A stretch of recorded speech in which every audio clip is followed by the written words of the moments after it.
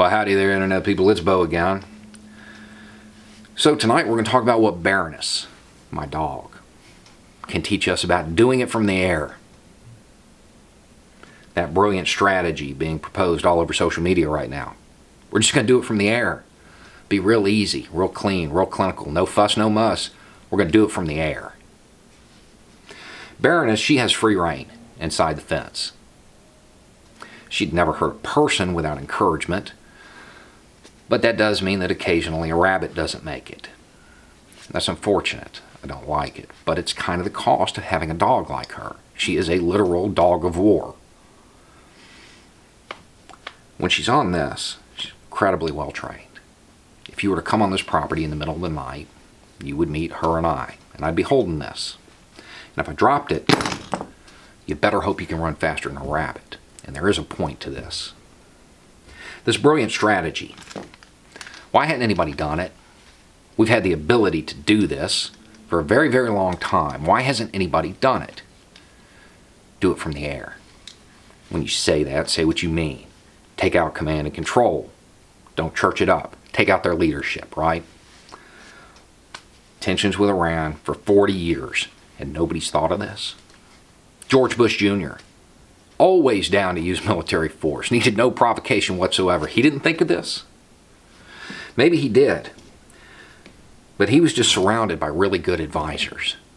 Condoleezza Rice, Colin Powell, very smart people. In fact, together, all of his advisors, probably too smart for their own good.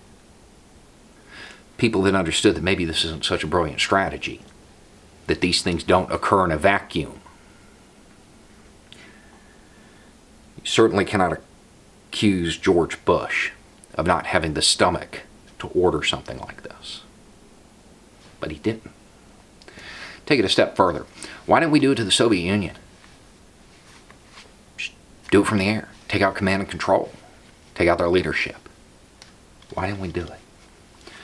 Your answer is because they could make us glow in the dark, right? And let me stop right there and say congratulations. You've just made Iran's argument for why they want what they want. They had a deterrent. They had a high-tech deterrent. There are other kinds of deterrents. You're doing the pirates and emperors thing. If you haven't seen that video, go back and watch it. Let's talk about pirates and emperors. Low-tech deterrents exist. And Iran has one, a big one. And the administration knows this because they call them this all the time. They're state sponsors, right? State sponsors. I bet you recognize some of these names. They're state sponsors.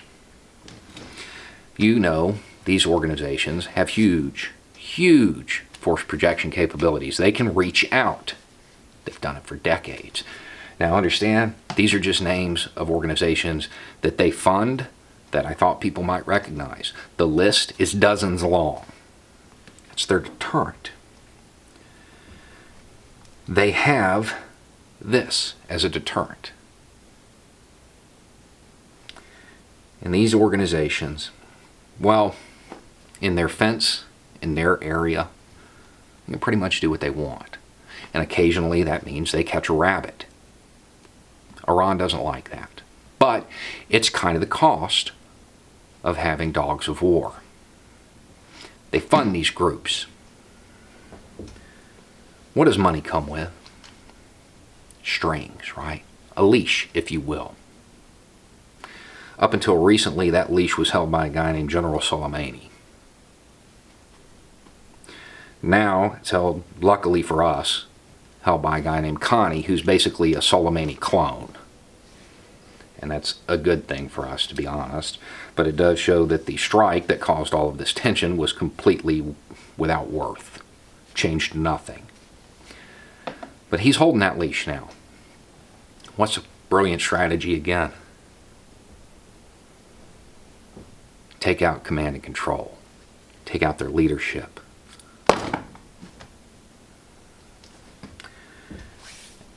There's a reason nobody's done this. Anyway, it's just a thought. Y'all have a good night.